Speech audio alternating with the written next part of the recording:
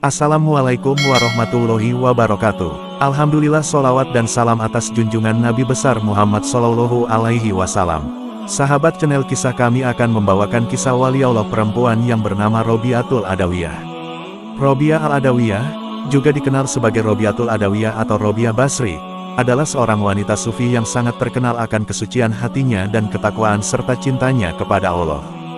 Beliau berasal dari suku Al-Atik, pecahan dari suku Qais bin Adi, yang terkenal dengan nama Al-Qaisyah.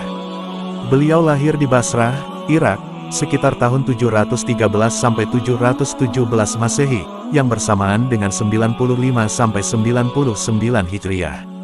Robiah merupakan anak keempat dari 4 bersaudara, sehingga dinamakan Rabiah yang berarti yang keempat. Keluarganya sangat miskin. Saat beliau lahir, tidak ada lampu untuk menerangi kelahirannya, dan kelahiran itu sendiri terjadi dalam kegelapan malam. Kisah hidup Robiah penuh dengan perjuangan. Setelah kematian orang tuanya, beliau hidup sebagai yatim piatu bersama 3 saudaranya. Mereka menghadapi kemiskinan ekstrim dan kelaparan yang melanda Basrah. Pada suatu titik, Robiah diculik oleh penyamun dan dijual sebagai budak. Namun, kehidupannya berubah ketika majikannya menyaksikan keajaiban semasa Robiah beribadah, yang menyebabkan beliau dibebaskan dari perbudakan. Robiah dikenal karena ajarannya tentang cinta ilahi yang murni, yang tidak didasarkan pada keinginan untuk pahala atau surga, atau takut akan azab neraka. Beliau mengajarkan hakikat cinta kepada ilahi tanpa pamrih. Robiah juga dijuluki Syahidatul Ishqil Ilahi, yang berarti wanita yang syahid oleh kerinduan ilahi, karena kedalamannya dalam mencintai Tuhan. Kisah Robiah menginspirasi banyak orang dan mengajarkan pentingnya cinta dan ketakwaan yang tulus kepada Allah, menjadikan beliau salah satu tokoh sufi wanita yang paling dihormati dalam sejarah Islam. Kelahirannya diliputi berbagai macam cerita aneh. Dikisahkan dalam buku 100 Muslim terkemuka karya Jamil Ahmad, pada malam ketika ia lahir, di rumahnya tidak ada apa-apa. Minyak untuk menyalakan lampu pun tak ada, begitu juga tak ditemui sepotong kain untuk membungkus bayi yang baru dilahirkan itu. Ibunya meminta sang ayah supaya meminjam minyak dari tetangga.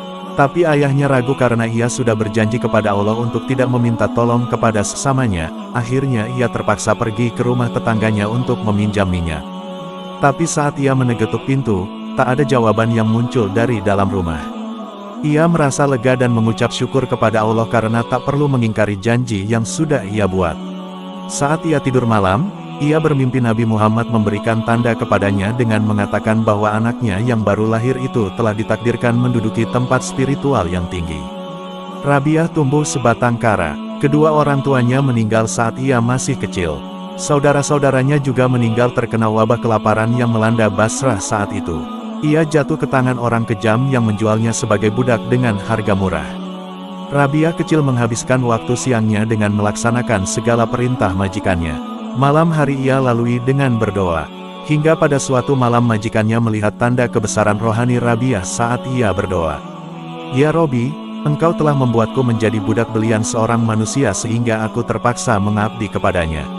Seandainya aku bebas, pasti aku akan persembahkan seluruh waktu dalam hidupku ini untuk berdoa kepadamu," kata Rabiah. Saat itu pula majikannya melihat ada cahaya di dekat kepala Rabiah. Melihat hal itu, majikannya sangat ketakutan. Esok harinya Rabiah dimerdekakan oleh majikannya. Setelah merdeka, Rabiah pergi ke tempat sunyi untuk menjalani hidup dengan bermeditasi. Ia hidup di sebuah gubuk kecil dekat Basrah. Ia habiskan waktunya di tempat itu untuk mendekatkan diri kepada Allah. Hidupnya sangat jauh dari kesan mewah. Harta yang dipunyainya hanyalah tikar butut, kendil dari tanah, dan sebuah batu bata. Rabiah diperkirakan meninggal dalam usia 83 tahun pada tahun 801 Masehi, 185 Hijriah dan dimakamkan di Basrah, Irak. Keikhlasannya beribadah Robiatul Adawiyah banyak dinukilkan di berbagai kitab tasawuf. Rabiah dikenal dengan keikhlasannya dalam beribadah hingga tak ada lagi di relung hatinya untuk takut terhadap neraka ataupun mengharap surga. Kecintaan Robiatul Adawiyah kepada Allah membuatnya kian dekat dari waktu ke waktu. Dikisahkan bahwa suatu siang Rabiah al-Adawiyah tengah berjalan di kota Baghdad sambil menenteng air dan memegangi obor di tangan kirinya. Seseorang pun bertanya kepada beliau hendak dikemanakan air dan obor tersebut. Rabiah al-Adawiyah pun menjawab, "Aku hendak membakar surga dengan obor dan memadamkan neraka dengan air ini." agar orang tidak lagi mengharapkan surga dan menakutkan neraka dalam ibadahnya. Keikhlasan ibadah Rabiah Al-Adawiyah merupakan bukti bahwa jiwanya tenang dan nyaman. Tak ada yang perlu ditakutkan dan tak ada yang perlu dirisaukan atas imbalan-imbalan ibadah yang dilakukan. Mencintai Allah baginya adalah dengan mencintai Sang Maha Segalanya, menjalankan perintahnya dan terus mendekat kepadanya. Nama Rabiah Al-Adawiyah harum di mata banyak orang. Kealimannya, kerendahan hatinya, dan hidup zuhudnya seolah memunculkan magnet yang menarik banyak kalangan untuk mengaguminya sebagai perempuan sufi yang tak biasa. Tak hanya masyarakat awam, kekaguman tersebut ternyata juga dimiliki para ulama besar yang sesaman. Tak heran, ketika ulama perempuan ini berstatus janda lantaran sang suami wafat, banyak ulama yang berusaha melamarnya untuk menjadi pendamping hidup. Dalam kitab Duratun Nasihin diungkapkan, para ulama ternama yang terpikat hatinya itu antara lain Hasan Al-Basri, Malik bin Dinar, dan Sabit Al-Banani. Ketika para ulama tersebut suatu hari datang ke kediaman Rabiah Al-Adawiyah dan mengutarakan maksud tulus mereka untuk meminang, dari balik hijab Rabiah berujar, "Baiklah, tapi aku ingin tahu, siapakah di antara kalian yang paling alim, maka aku akan bersedia menjadi istrinya." "Dialah Hasan Al-Basri," sahut Malik bin Dinar dan Sabit Al-Banani. Suasana persaingan merebut hati Rabiah ternyata tak menghalangi mereka untuk tetap tawadu satu sama lain. Rabiah pun mulai mengajukan persyaratan kepada Hasan Al-Basri. "Jika Tuan mampu menjawab 4 masalah yang aku ajukan maka aku bersedia menjadi istri Tuan." "Silakan, wahai Rabiah. Semoga Allah memberi taufik kepada aku dalam menjawab pertanyaan-pertanyaan itu," balas Hasan Al-Basri. "Menurut Tuan, kalau aku meninggal dunia, apakah kematianku dengan membawa ketetapan iman atau tidak?" "Maaf, hal ini termasuk hal yang gaib, dan tiada yang tahu pasti kecuali Allah," jawab Hasan Al-Basri. Rabiah melanjutkan, "Ketika aku bersemayam dalam kubur, lalu malaikat Munkar dan Nakir bertanya, 'Menurut Tuan, mampukah aku menjawabnya?'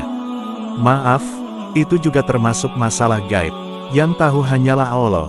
Menurut Tuan, ketika manusia dihimpun di hari kiamat kelak, aku termasuk orang yang menerima kitab amal dengan tangan kanan ataukah kiri?" Hasan Al-Basri masih mengutarakan jawaban yang sama. Ia tak dapat menjawab masalah yang ia nilai gaib itu.